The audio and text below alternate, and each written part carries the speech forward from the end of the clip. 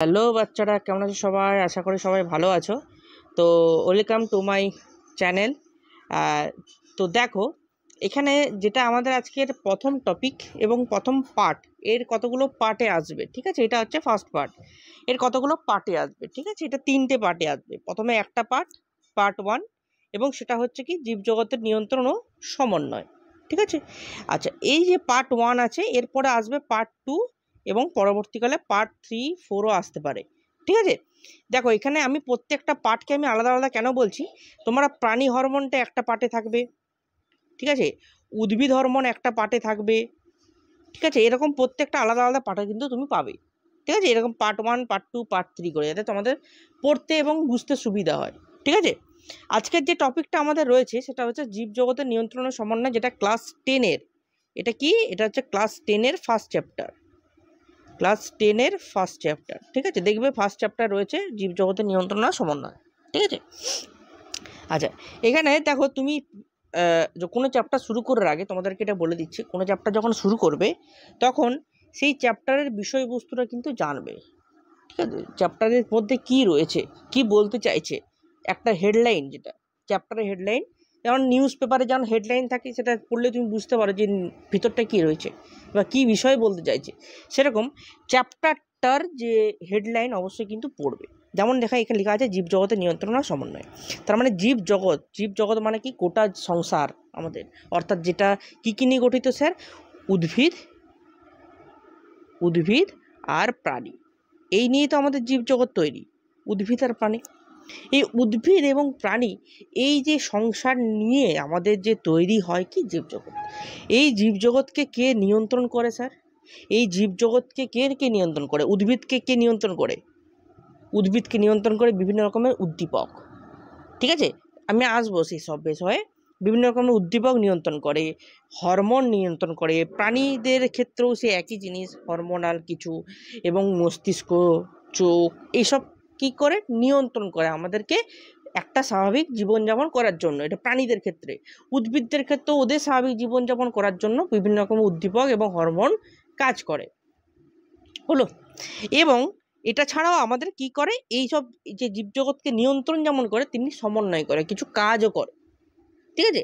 যেমন মস্তিষ্ক তার নিজস্ব কাজ করে, চোখ তার নিজস্ব কাজ করে, দেখতে সাহায্য করে, হ্যাঁ, গাছের পাতা, আলো, যে আলো আসছে, সে আলো তার নিজস্ব কাজ করে এবং গাছের পাতাকে সবুজ করে। তার মানে সবারই কিন্তু পার্ট বাই পার্ট করে কিন্তু নিজস্ব কাজ রয়েছে। সেই কাজ সম্পর্কে জানবো এবং কে নিয়ন্ত্রণ করে এই সম্পর্কে জানবো। চ্যাপ্টারটার একটু আইডিয়া হলো, তাহলে চ্যাপ্টারটার মধ্যে কী কী জিনিস রয়েছে, ইনক্লুডেড রয়েছে। চলো শুরু করা যাক। প্রথমে যেটা আসবে সেটা হচ্ছে কি সংবেদনশীলতা। এই সংবেদনশীলতাটা কী জিনিস? সংবেদনশীলতা হচ্ছে কোনো একটা জিনিস, সংবেদনশীলতা বলতে গেলে একটা জিনিস উঠে আসবে, সেটা হচ্ছে উদ্দীপক। এটা জানো না উদ্দীপকটা কী জিনিস? তুমি চেয়ারে খুব শান্ত মনে বসে আছো, তোমাকে পিছন থেকে কেউ এসে একটা চিমটি কেটে দিয়ে বা চুল টেনে দিয়ে চলে গেল। তুমি কোনোভাবে কোনো একটা কাজ করছিলে, সে হতে পারে তুমি গেম খেলছো কি চ্যাটিং করছো, যা হোক, তোমার যে কনসেন্ট্রেশনটা ব্রেক করলো, কে করলো? উদ্দীপক করলো। তার মানে কি? তোমার ভিতরে কি তৈরি হলো? সংবেদনশীলতা বা সংবেদনা তৈরি হলো। তুমি হয় না, একটা চমকে গেলে, কি হলো রে বাবা, কে আমাকে জ্বালালো ফট করে। তাহলে এই যে সংবেদন তৈরি হলো, তার প্রধান উদ্দেশ্য কে ছিল? উদ্দীপক। এই উদ্দীপক দু ধরনের হতে পারে, একটা হচ্ছে বহিস্থ, একটা হচ্ছে অভ্যন্তরীণ। বহিস্থ মানে কি? যেটা বাইরে থেকে অ্যাটাক করছে, যেমন তুমি করলে বাইরে থেকে অ্যাটাক। আর আভ্যন্তরীণ মানে যেটা ভিতর থেকে হচ্ছে, তুমি করছো না। হরমোন হতে পারে, এই তোমার বিভিন্ন রকমের উদ্দীপনা তৈরি করে, বিভিন্ন রকমের হরমোন হতে পারে। কি কি আমি পরে তোমাদেরকে সেটা নিয়ে আলোচনা করব। এরপরে তাহলে সংবেদনশীলতার যে মেন ডিসক্রিপশন, তাহলে আমি তোমাদেরকে বলেই দিলাম উদ্দীপকের প্রভাবে আচরণ। এবারে ওই উদ্দীপকের সংবেদনশীলতা তৈরি করে উদ্দীপক উদ্ভিদের একটা সংবেদনশীলতা তৈরি করে, ঠিক আছে? কি করে তৈরি করে স্যার, আপনি জানলেন কি করে? এটা আমি জানিনি, এটা বিজ্ঞানী আচার্য জগদীশ চন্দ্র বোস, ইনি কিন্তু এটা পর্যবেক্ষণ করেছিলেন, আবিষ্কার করেছিলেন বা দেখেছিলেন। কী করে দেখলেন স্যার? অতই সোজা দেখা?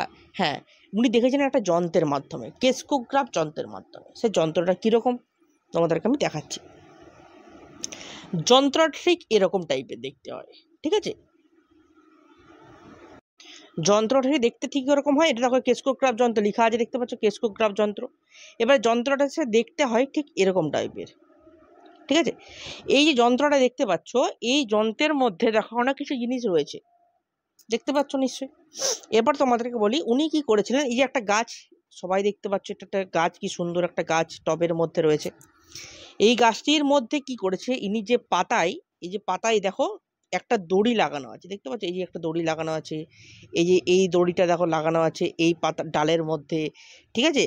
এই ডালের মধ্যে, এই পাতার মধ্যে যে এই দড়িটা লাগানো আছে, কেন আছে? ওই যে পর্যবেক্ষণ করার জন্য, ঠিক আছে। এবার তুমি বলবে স্যার দড়ি দিয়ে কি করে পর্যবেক্ষণ করলো, বলছি। উনি এখানে একটা পেপার নিয়েছে, ঠিক আছে। আশা করি সবাই ইসিজি পেপার দেখেছো, আশা করি সবাই দেখেছো, ঠিক আছে। এবারে ইসিজি পেপারে দেখবে কেমন জিনিসটা হয়। এদের ধরো ইসিজি পেপার হয়, ইসিজিগুলো কীরকম হয়, এরকম টাইপের হয়।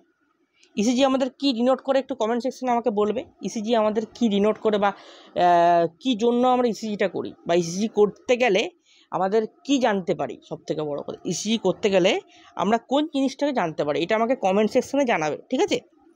তো এই যে ইসিজি যখন আমরা করি, তাহলে যেটা জানতে পারি, সেরকম এই যে পাতাতে উনি কি করেছিলেন, এই যে পরীক্ষাটা পর্যবেক্ষণ করার জন্য উনি একটা দড়ি লাগিয়ে দিয়েছিলেন, এবং দড়িটাকে তিনি কানেক্ট করেছিল এই পেপারের মাধ্যমে। এরপরে এই যে পাতা যদি কোনো পর্যবেক্ষণ, মানে কোনো মুভমেন্ট হয়, বা কাণ্ডে যদি কোনো মুভমেন্ট হয়, তখন এই যে পেপারটাতে এরকম টাইপের একটা রে, বা বলতে পারো একটা উদ্দীপনা কিন্তু দেখা যাবে। অর্থাৎ একটা পেন্সিল লাগানো আছে ওর মধ্যে, পেন্সিলের মধ্যে এরকম এরকম, যেমন আমাদের হার্টের ক্ষেত্রে এরকম এরকম এরকম এরকম হয়, ঠিক আছে, সেরকম এই পেপারটার মধ্যে কিন্তু হবে। কোনো একটা লাইন হতে পারে, বা কোনো একটা রেখা হতে পারে, কিছু একটা উঠবে। যার কারণে ওই আচার্য জগদীশচন্দ্র বোস উনি কিন্তু পর্যবেক্ষণ করেছিলেন যে হ্যাঁ, তার মানে এটা কিছু একটা ঘটনা ঘটছে, যার কারণে কিন্তু এই জিনিসটা হচ্ছে। তাহলে উদ্ভিদের যে সংবেদনশীলতা রয়েছে, এটা কিন্তু উনি সেইখান থেকে প্রমাণ করেছিলেন। যেমন হচ্ছে, আমি তোমাদেরকে একটা উদাহরণ দিই, যেমন হচ্ছে বনচাঁড়াল, লজ্জাবতী, এরা হচ্ছে একটা গাছ। লজ্জাবতী পাতা তুমি যখন হাত দিবে, তখন কিন্তু সেই দেখবে পাতাটা কি করে ঝুমে যাবে, বা বুঝে যাবে, বা মুদে যাবে, অনেকে বলে, ঠিক আছে, বন্ধ হয়ে যাওয়ার মতন, লজ্জা পেয়ে যাবে, ঠিক আছে। বনচাঁড়াল, স্যার বনচাঁড়াল গাছটা কি করে হয়? বনচাঁড়াল গাছের পাতাটা ঠিক এরকম টাইপের হয়, ঠিক আছে। এরপরে এই যখনই কোনো বেশি আওয়াজ হয়, বা রক্ত সঞ্চালনটা যদি বেশি হয়, সরি, যদি রক্ত সঞ্চালন নয়, মানে যদি তোমার সার্কুলেশনটা যদি বেশি হয়, ঠিক আছে, তখন কি হয়, এই পাতাগুলো ডান্স করতে শুরু করে, উপর নিচে কিন্তু এইভাবে ডান্স করে, বা বেশি শব্দ হলেও কিন্তু অনেক সময় পাতাগুলো কিন্তু মুভমেন্ট করে, ঠিক আছে, রসস্ফীতিজনিত চাপের জন্য, ঠিক আছে, রসস্ফীতিজনিত চাপের জন্য কিন্তু পাতাগুলো মুভমেন্ট হয়। এবার যখন মুভমেন্ট হয়, তখন কিন্তু বোঝা যায় যে গাছের পাতার যে একটা সংবেদনশীলতা রয়েছে। তাহলে সংবেদনশীলতায় ধরো কে অ্যাটাক করলো, বনচাঁড়াল গাছের জন্য শব্দ করলো, শব্দটা একটা উদ্দীপক। আর লজ্জাবতী পাতার ক্ষেত্রে কি হলো, উদ্দীপককে তুমি নিজে, মানে প্রাণী, ঠিক আছে, প্রাণী যখনই ওকে অ্যাটাক করলো বা হাত দিল, তখনই কিন্তু লজ্জাবতী পাতাটা কি হলো, মুদে গেল। তার মানে উদ্দীপনাকে তুমি নিজে, আর বনচাঁড়ালের ক্ষেত্রে উদ্দীপনাকে শব্দ। তাহলে উদ্দীপনার ক্ষেত্রে তাহলে মেন দোষীকে, আমি যদি বলি মেন দোষী হচ্ছে উদ্দীপক, সংবেদনশীলতার মেন দোষীকে উদ্দীপক। হলো, এইটুকু অবধি আশা করি ক্লিয়ার হয়েছে। এরপরে এই যে উদ্ভিদের চলন সম্পূর্ণ হলো, এই উদ্ভিদের যে আমরা এতক্ষণ ধরে সংবেদনশীলতা দেখলাম, এরপরে যেটা দেখব, এই উদ্ভিদের কিছু কিছু চলন দেখব। আচ্ছা, বিভিন্ন রকমের উদ্দীপক কে কে হতে পারে, বিভিন্ন রকমের উদ্দীপকের নাম বলে দিই। আলো হতে পারে, তাপমাত্রা হতে পারে, এগুলো হচ্ছে বিভিন্ন রকমের উদ্দীপক। আরও কি কি হতে পারে আমাকে একটু কমেন্ট সেকশনে জানাবে, আর কি কি উদ্দীপক হতে পারে। ওকে, হলো। আচ্ছা, এই যে উদ্দীপনা এত কিছু বলছি, এগুলোর তো নিশ্চয়ই কিন্তু কারণ আছে। কারণটা কি স্যার? কারণটা হচ্ছে উদ্ভিদের চলন। ওকে,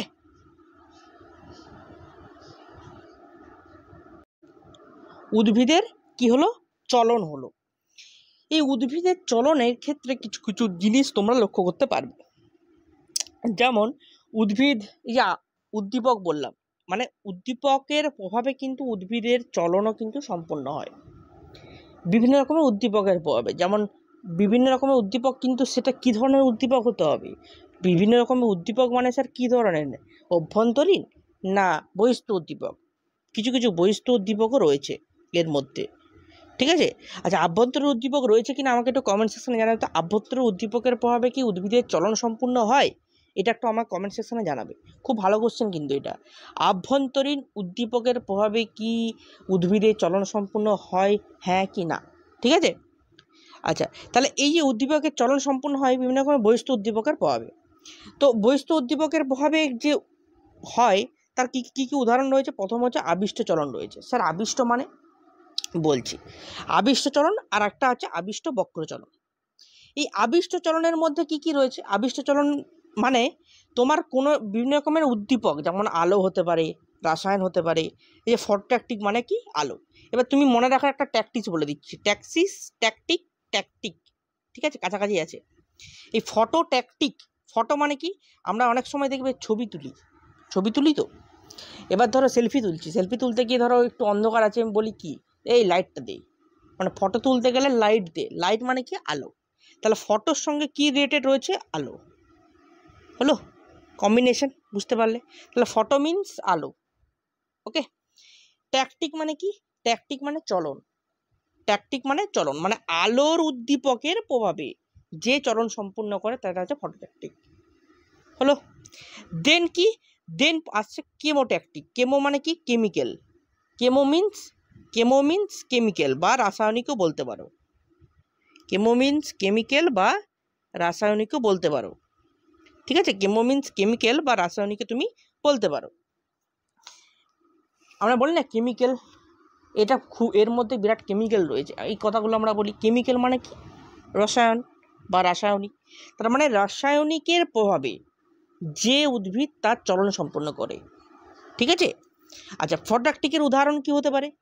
ফটোট্যাকটিকের উদাহরণ কি হতে পারে? কি হবে? সবুজ শৈবাল, ঠিক। এরা দেখবে তোমার ওই আলোর উদ্দীপকের প্রভাবে এক স্থান থেকে অন্য স্থানে কিন্তু পরিবর্তন হয় বা যায়, ঠিক আছে। ক্ল্যামাইডোমোনাস হতে পারে, ভলভক্স হতে পারে। যেই জিনিসগুলো বলছি একটু নোট ডাউন করে নেবে, এগুলো কিন্তু কাজে দেবে। সবুজ শৈবাল, ভলভক্স, এরা কিন্তু আলোর উদ্দীপক যখন আসে তার ঠিক প্রভাবে এক স্থান থেকে অন্য স্থানে কিন্তু মুভমেন্ট করে, ঠিক আছে। কেমিক্যাল উদ্দীপক অর্থাৎ কেমোট্যাকটিকের উদাহরণ কি হতে পারে? ফার্নের শুক্রাণুর দিকে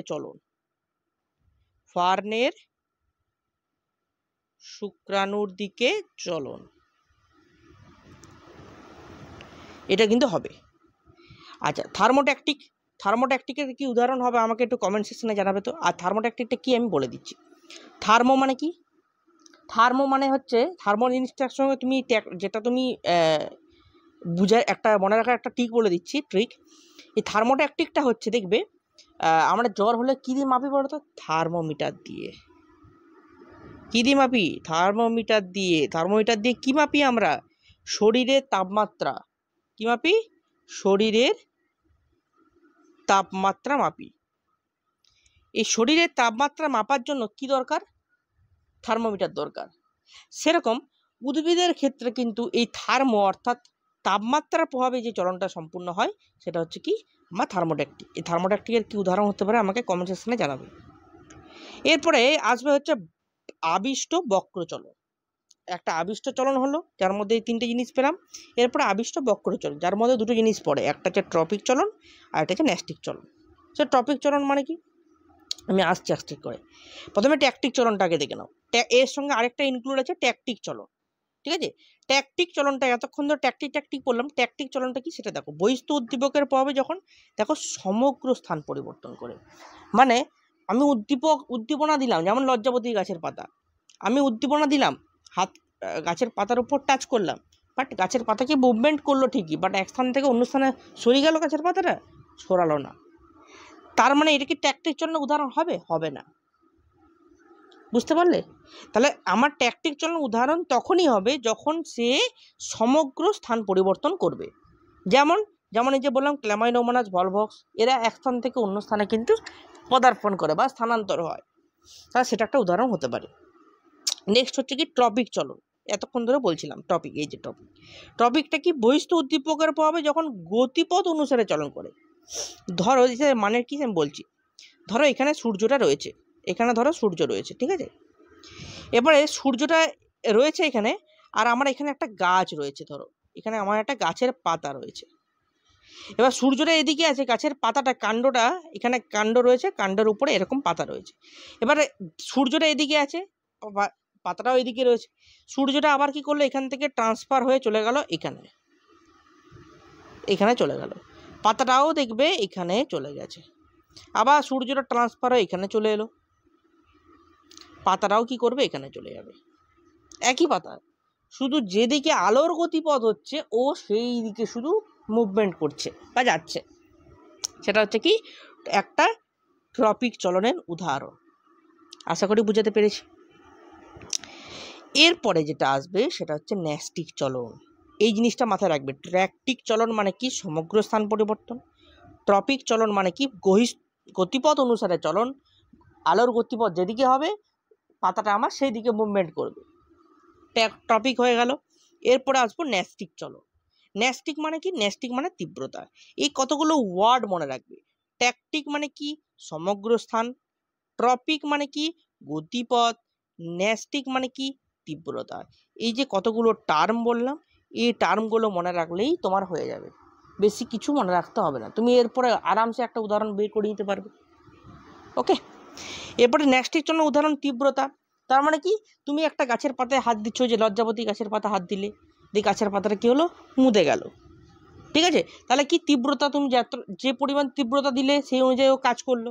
তাহলে উদ্দীপককে আমাদের তুমি নিজে, সংবেদনশীলতা হলো কার মধ্যে, গাছের মধ্যে, ঠিক আছে, ইজি, অসুবিধা নেই। এই যে কিছু কিছু যে আমি টার্মগুলো বললাম এগুলো কিন্তু অবশ্যই মাথায় রাখবে। আচ্ছা, এরপরে ট্রপিক চলনের আবার কিছু কিছু ভাগ রয়েছে, যেমন হচ্ছে ফটোট্রপিক, জিওট্রপিক, আর আরেকটা আছে হাইড্রোট্রপিক, তিনটে হয়েছে। এবার জিওট্রপিক যেটা রয়েছে, দেখো জিওট্রপিকের মধ্যে আরো কিছু কিছু জিনিস রয়েছে, যেমন হচ্ছে মানে জিওট্রপিকের মধ্যে আবার দুই ধরনের ভাগ রয়েছে, একটা হচ্ছে অভিকর্ষীয় চলন আর একটা বিপরীত জিওট্রপিক বা বিপরীত অভিকর্ষীয় চলন। এরপরে বলি ট্রপিক চলনের যে তিনটে রয়েছে, ফটোট্রপিক, একই জিনিস, ফটো মানে কি আলো, তাহলে আলো উদ্দীপনার প্রভাবে যেটা হবে অলরেডি আমরা পড়ে এসেছি। ট্রপিক চলনের তাহলে কি বললাম, ট্রপিক চলন কি অনুযায়ী ঘটে, ট্রপিক চলন হয় গতিপথ, মনে পড়ছে, ট্রপিক চলন কি অনুযায়ী ঘটে, গতিপথ অনুসারে। তার মানে আলো যেদিকে যাবে গতিপথ সেই অনুযায়ী যাবে, তাহলে ফটোট্রপিক হয়ে গেল। জিওট্রপিক, জিও মানে কি এয়ারটেল জিও নয় কিন্তু, ঠিক আছে, বাট ওর সঙ্গে রিলেটেড রয়েছে। কি করে আমি বলছি, জিও মানে জিওর যে টাওয়ারগুলো আছে না, কিছু কিছু টাওয়ার অনেক মানে প্রথম দিকে যে টাওয়ারগুলো এসেছিলো সেগুলো অনেকে মাটিতে পুঁতেছিল, বা বিএসএনএলের টাওয়ার মাটিতে পুঁতা আছে, তার মানে মাটির সঙ্গে রিলেটেড। তার মানে জিও মানে কি মাটি, ওকে, জিও মানে কি মাটি, এই জিনিসটা মনে রাখবে। জিও মানে হচ্ছে মাটি, জিও সিম আবার বলে দাও না আবার, ঠিক আছে, এটা কিন্তু ওই জিও নয়, জিও সিম সরি আমি আবার সিম বলছি, জিও মানে হচ্ছে মাটি। তাহলে জিওট্রপিক, ট্রপিক মানে চলন, তাহলে জিওট্রপিক মানে মাটির দিকে যে চলনটা হয়, উদ্ভিদের মাটির দিকে।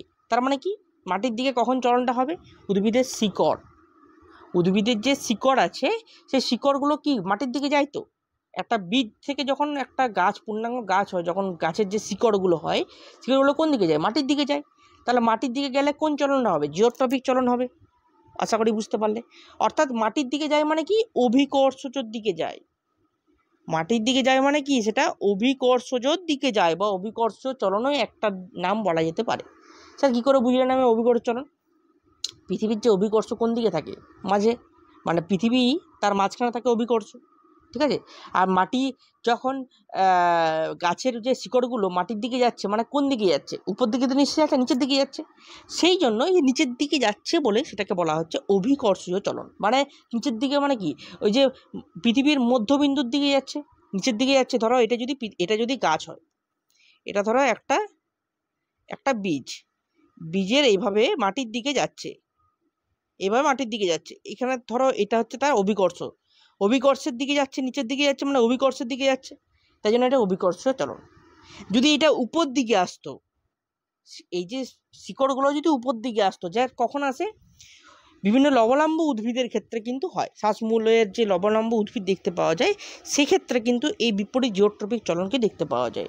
বিপরীত জিওট্রপিক, কি বললাম? বিপরীত জিওট্রপিক মানে, জিওট্রপিক মানে কি, নিচের দিকে অভিকর্ষীয় চলন নিচের দিকে হয়, এটা ঠিক তার অপোজিট সাইড, অপোজিট জিওট্রপিক চলন বা বিপরীত জিওট্রপিক চলন দেখতে পাওয়া যায়। সোজা, খুব কঠিন নয়। বিপরীত চলন কাদের হবে স্যার? এই কি বললাম, উপর দিয়ে কারা আসে, শ্বাসমূলগুলো দেখতে পাওয়া যায়।